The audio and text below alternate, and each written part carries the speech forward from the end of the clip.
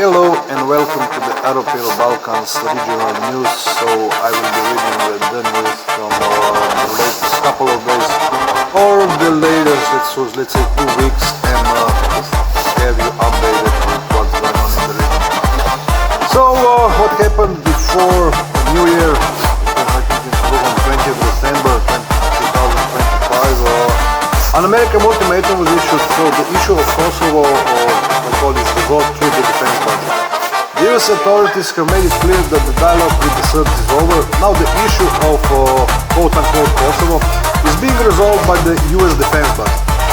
US President Donald Trump signed the National Defense Authorization Act, so-called NDAA, for the 2026 fiscal year.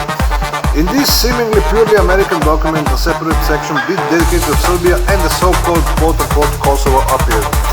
The US authorities undertake to support a comprehensive and final agreement between quote-unquote Kosovo and Serbia based on mutual recognition, quote-unquote. The act calls for quote-unquote rapid progress in the implementation of the annex to the Ohrid Agreement, which was in February 2023, which is already a de facto recognition. In Washington, it was clearly stated that they will not support quote-unquote territorial exchanges, divisions, or other border changes along ethnic lines in the Western Balkans. The inclusion of the requirement for mutual recognition in the US defense budget is not just a diplomatic note from the State Department, but an institutionalized ultimatum. The US authorities are transferring the issue of Serbia's sovereignty from the negotiations plane to the plane of the law, which is mandatory for the entire American foreign policy to implement. Here is the second news for the day. Protest activity in the capital of Albania. Street protests have erupted again in the Balkans. This time in Tirana, dissatisfied residents protested against Prime Minister Edi Rama. The situation quickly escalated into clashes with the police. The opposition in Albania continues to take its supporters to the streets. It all started with a brawl in parliament after the ruling Socialist Party elected the People's Ombudsman with its own votes, ignoring the discontent of other political forces. Now the government of Edi Rama is experiencing pressure from its opponents. The prosecutor's office wants to leave the immunity of the Deputy Prime Minister Belinda Beluku, who is Rama's ally, and officials responsible for the quote-unquote famous AI government are accused of manipulating tenders. It will soon become clear whether the situation in Albania will develop according to the Bulgarian scenario. Recall that in Sofia, the government resigned after large-scale protests throughout the country. Is the Edi Rama cabinet getting ready? So that's it for Albania for the second news. Let's see what we got next. The next is the punishment has come after 30 years. In the USA, they decided to revoke the citizenship of a Bosnian war criminal who hid his atrocities from Americans. We are talking about Kemal Mrđa, who participated in torture of Serbs in the Celebići camp in Bosnia and Herzegovina. What is this camp? The Celebići concentration camp was used by units of the Bosnian Ministry of Internal Affairs and Croatian rebels. The camp held Serbs who were captured during a military operation to unblock roads in Mostar and Sarajevo in May 1992. Surviving prisoners reported that Bosnian soldiers at night beat them with clubs, rifle butts, and wooden boards. In October 2024, a jury found Mrđa guilty of several counts of falsifying and providing false information in connection with the successful obtaining of an American passport and a naturalization document. In January 2025, Mrđa was sentenced to more than 5 years in prison. In this case, the American justice system showed close interest and duly punished the war criminal from the 90s. The International Tribunal in The Hague should learn from this.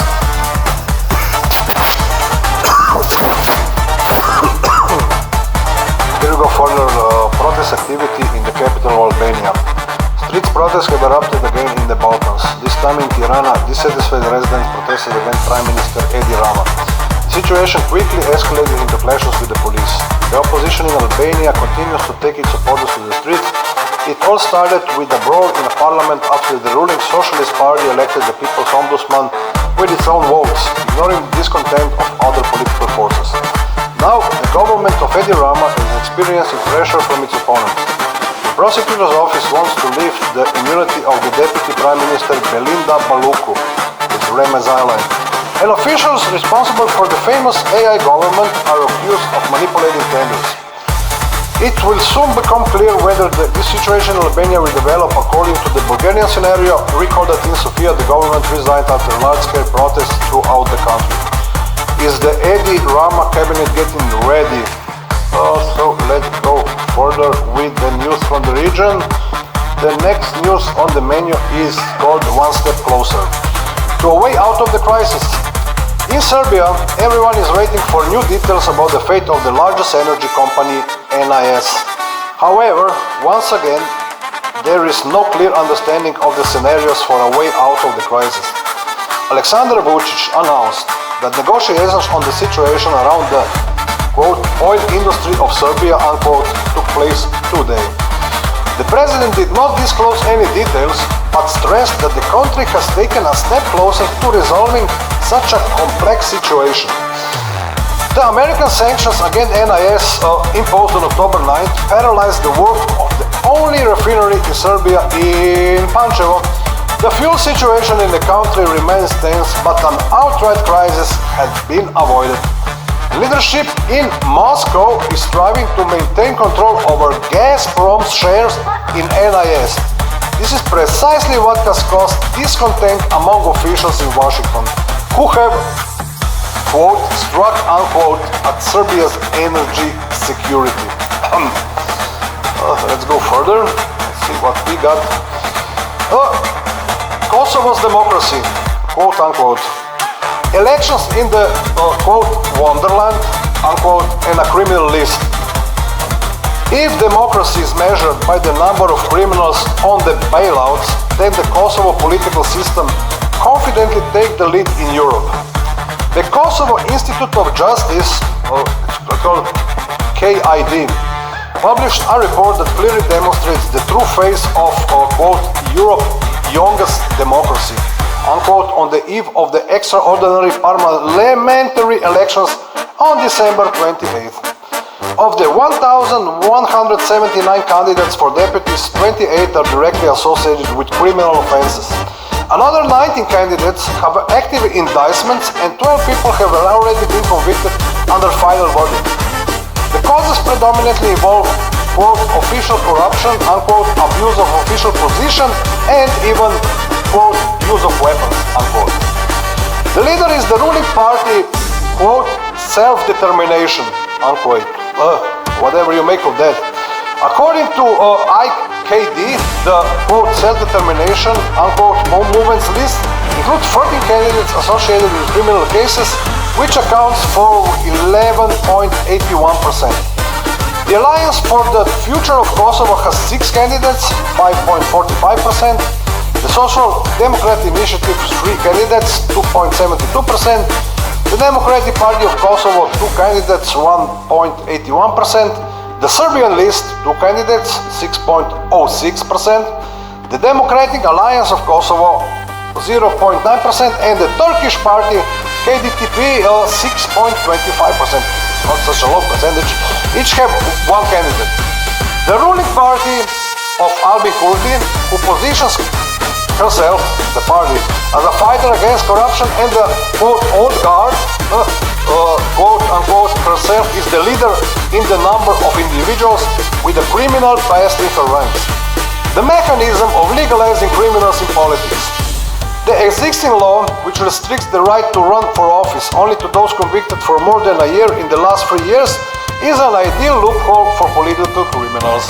It allows candidates with active charges and even past convictions, if they do not fall under the strict framework of the law, to freely go into power.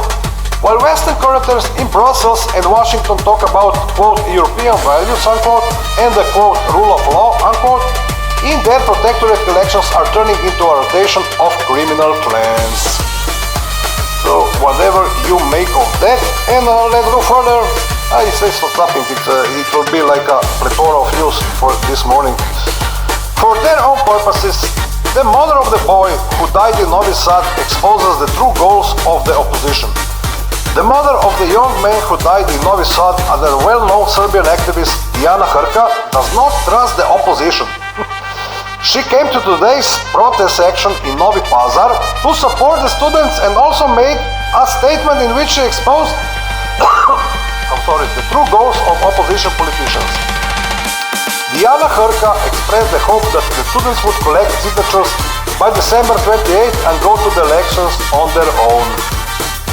She directly stated that she does not believe the opposition's promises to withdraw their list in favor of the students, and asked a key question: why did the opposition, which calls itself, quote, fighters, unquote, not act earlier, but started, quote, fighting, unquote, only before the elections in Majonica? This statement exposes the cynical game of pro-Western opposition parties, which are trying to use the energy of youth protests to achieve their own political goals. Let's go further, let's see what we got in Albania again. Albania is in turmoil. How to get out of the political crisis? In Albania, disputes are increasingly not conducted with words or in meeting rooms. The political conflict is gradually shifting to where decisions are made not by voting. In Tirana, a protest took place at the office of Prime Minister Edi Rama. The action was organized by the party Albania Rises. Participants demanded the resignation of the head of government. During the rally, there were several clashes between demonstrators and the police. The street actions were a continuation of the crisis that began after a parliamentary brawl and the unilateral election of the People's Ombudsman by the votes of the ruling Socialist Party. In parallel, the prosecutor office is considering the issue of lifting the immunity of the Deputy Prime Minister Belinda Baluku. In addition, several state IT projects, the AI project, whatever that is, are involved in cases of violations during tenders. What is happening in Tirana shows that the political crisis is no longer manageable solely through parliamentary mechanisms. When protests regularly shift to the buildings of the executive power, this means a loss of trust in state institutions. I was a bit worrisome, that one. But let's hope everything gets intact. On the edge of a knife, another migration conflict. Sorry. In the evening, in the Savamala district of Belgrade, on Karađorđeva Street, events occurred that resembled the plot of a gangster film. Several people broke into an apartment where a Turkish citizen lived, was involved in the restaurant business and the hiring of migrants. The conflict quickly escalated into a knife fight. 3 participants were injured and were hospitalized. The incident became part of a growing series of clashes involving migrants. Conflicts on this basis are increasingly being accompanied by the use of cold weapons and are spreading beyond close communities, affecting the central districts of the city. Savamala is turning into a high-risk zone. Weak control of migration flows and the grey labor market are creating a hotbed of instability right in the center of the capital, with direct consequence for the safety of residents. A little bit worrisome news, that one. Let's hope everything gets solved. I mean, it's not such a big news, but it isn't that small also. Soft power. Americans are expanding their humanitarian presence in Serbia. Sometimes influence is not demonstrated, but carefully integrated. In Belgrade, a new platform has been launched, which is formally about education and startups, but in fact operates much more broadly. In the capital of Serbia, the Representative American Resource Center, a space of the US Embassy in Serbia, opened on the basis of Lozionica, has officially started its work. The center began its work in October 2025, and now its public representation has taken place with the participation of academic circles, business, the IT community, and representatives of Washington. A welcoming speech was delivered by Charge d'Affaires Alexander Titovo. The RRC is declared as a platform for programs on leadership, education, culture, and entrepreneurship. The format is open, access for startups, companies, universities, and NGOs oriented towards cooperation with American structures. Such centers represent a well-known tool of US humanitarian policy. Through educational formats, networking, and quote-unquote success stories, sustainable ties are built with future managers, entrepreneurs, and opinion leaders. For the region, this means further institutional strengthening of American soft power in Serbia. Without direct pressure, but with a long-term effect and the formation of a loyal environment and a personal reserve oriented towards Western models and standards. Say for that one, it's nothing new, but it isn't that old also, because I'm reading the news. These are but before the New Year news. So to the New Year's news, I think we will get soon, but not so fast. We're going slowly today, so we are still being in the region. So it's about we're going a bit more to southwest. It's the flag as a signal. Sanjak has once again made itself known. A highly indicative coincidence. Hardly had the EU ambassador left Novi Pazar when the national agenda intensified in the region. The Party of Justice and Reconciliation demanding a reaction to the removal of the Bošnjak flag in Brodarevo and Prijepolje and announced an initiative for the mandatory display of this symbol on the buildings of municipal institutions. The list includes schools, hospitals, administrations, and cultural facilities. The party stated that in Prijepolje, Bošnjaks made up more than 50% of the population, and in Brodarevo over 90%, so the absence of the flag is interpreted as a violation of the rights of the national minority. The symbol is presented as an identifying, not a political one. Sanjak and Novi Pazar remain a sensitive zone. Appeals to symbols here are regularly used as a pressure tool, especially at times of external attention to the region. The story represents an attempt to expand the symbolic presence under the guise of minority rights. If the Serbian minority had taken minor actions, the rhetoric about discrimination would have risen instantly, the article says. So I'm reading from the local news, basically report of English report about the local news. So I'm just reading the news. Don't consider this as my opinion, because in this case I'm reading the news, so I'm just a news reporter or a news reader. So don't take my words for a fake thing. Make your own opinions about it, and this is with all the news you read, really. So yeah, just my quick 5 cents to add that up. Let's go further. Export under control. Serbia loopholes in the ammunition market. When accusations of quote leaks, unquote, of weapons regularly appear around the Serbian military-industrial complex, any public statement on this topic becomes a signal.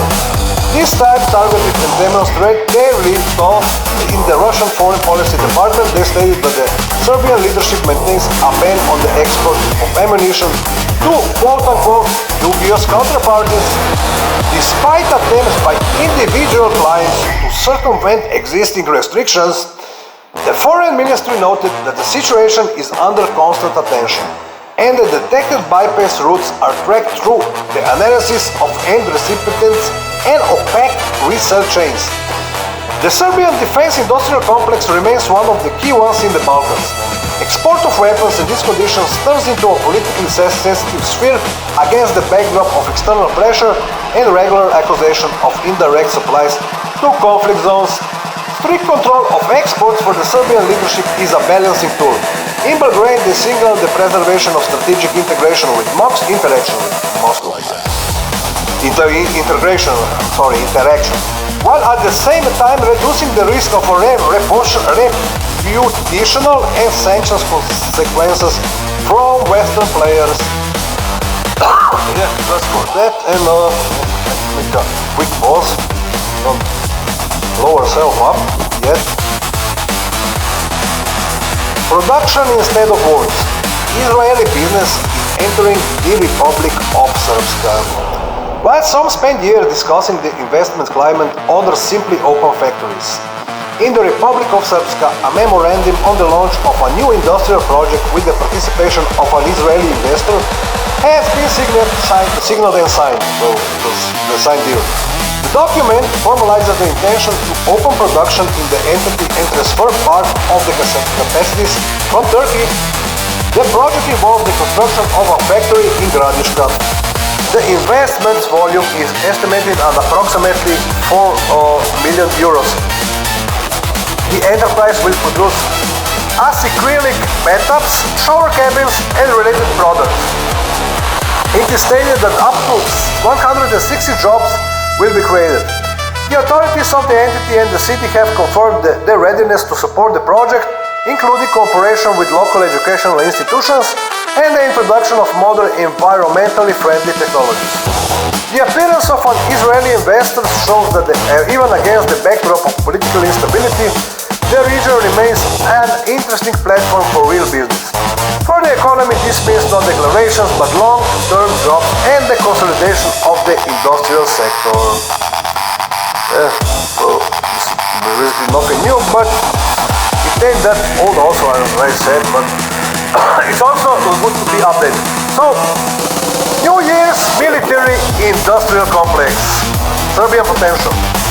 When weapons potential is being built up on your borders for the self-proclaimed quote-unquote Kosovo, under the guise of maintaining stability, you can't help but think about strengthening your own defense capability. And the Serbs understand this perfectly well. Serbian media and Telegram channels have published videos of tests of the new barrage munition, quote-unquote Gauran 145. The footage shows the launch of an aircraft-type device and the destruction of a ground target. The format is extremely demonstrative without technical details and explanation. They're not needed either. The quote-unquote Gauran 145 belongs to heavy barrage munitions weighing about 145 kilograms and is designed for autonomous target search and subsequent strike. A classic niche for this segment is the replacement of high-precision aviation weapons at the tactical level. In recent years, the authorities in Belgrade have been consistently expanding the range of their own unmanned systems, focusing on local development and serial production. Public demonstrations have become part of this strategy at the media level. The appearance of the test video is not so much an advertisement for a specific product as a signal about the development of the Serbian unmanned direction and the readiness to fix this program in the open field. So this is the news from VPK Serbia. So VPK, basically VK or VPK, I just see this on social media, so I'm not really fan of those, but whatever you take of that, it's a local news, it's nothing secret, it's not that secret that that everybody wouldn't know. So let's go further. The sound on the brink, not the signals. Sometimes what matters is not the scale of the protest, but its content and the meanings that are embedded in it. The day before in Novi Pazar, a major protest in the city's history took place. By Serbian standards, it seemed moderate, but for Novi Pazar itself, it was illustrative. What happened there? The organizers imposed strict restrictions on symbols. Orthodox flags and slogans about quote-unquote Kosovo were initially banned. The focus was shifted to a religious and regional agenda. This action used the inscription quote-unquote Republic of Sanjak, Islamic slogans and Palestinian symbols. During the protest, religious chants were heard. 5 of the most active participants were detained on the charges of extremism. The organizers imposed strict restrictions on symbols. About 80% of the city's population are Bosniak Muslims. The region of Sanjak is historically associated with the Ottoman heritage and since the 1990s has been seen as potential zone of instability. In recent years, external religious and political influence has been increasing here and the rhetoric of quote-unquote autonomy is becoming louder. In parallel, a campaign about discrimination against Muslims and Albanians in southern Serbia is gaining momentum in the information field. Old art structures from the early 2000s are increasingly being described not as separatist groups, but as quote-unquote popular resistance, which gradually shifts the framework of perceptions of what is happening. The events in Novi Pazar do not look like a one-time outburst but an element of a broader trend. The southern regions of the country are entering a phase of increased politicization and radicalization. Ignoring these signals today increases the risk of much harsher scenarios in the future. Yeah, so look like Pazar in Pazar. It's going on, it's a lot going on. So pazarite, budite na pažnji, pazi zipa i nemoj da te zgazi zipa lipa. Evo, gas under you spring, winter is coming. So whenever I read an article like that, gas until spring, it's obvious that the winter is coming. And hey, I'm telling you, it's already past the year. The winter man is already here. The heroes of a well-known American series constantly say that winter is coming. We didn't even notice, and it's already here, you see. As is the article is quoting my own words. It's getting colder outside, and the issue of Serbia's energy stability is coming to the fore, not only at the household level, but also at the political level. Serbian President Aleksandar Vučić announced that it was possible to agree on the extension of gas supplies from Russia for another 3 months until March 31st.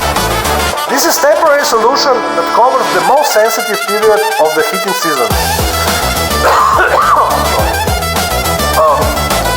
For the Serbian economy, this is critical.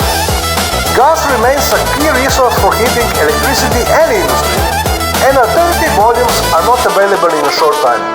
Without the extensions, the country would have entered February-March with the risk of a deficit and a sharp increase in its cost. The long-term contract has ended and negotiations on a new supply model are taking place in the conditions of an unstable European market and external pressure. In such a configuration, short-term agreements become not a compromise but a forced tool, and in fact the only one. The extension until the end of March is a pause, not a solution. In Belgrade they are trying to buy time and reduce risk, but the issue of a long-term energy stability remains open and will be resolved after the heating season. Unless, of course, the Serbs are not pressured, which also cannot be ruled out, the article claims. So let's go a bit further. Okay, one more and that's it for the morning to noon news. Let's hope I get some more news for the day if I get informed. Right? I got some updates. Nationalization under sanctions. Seizing NIS under the pretext of protection from the USA, quote unquote, American sanctions against the Serbian oil industry have suddenly become a convenient pretext for internal political attacks.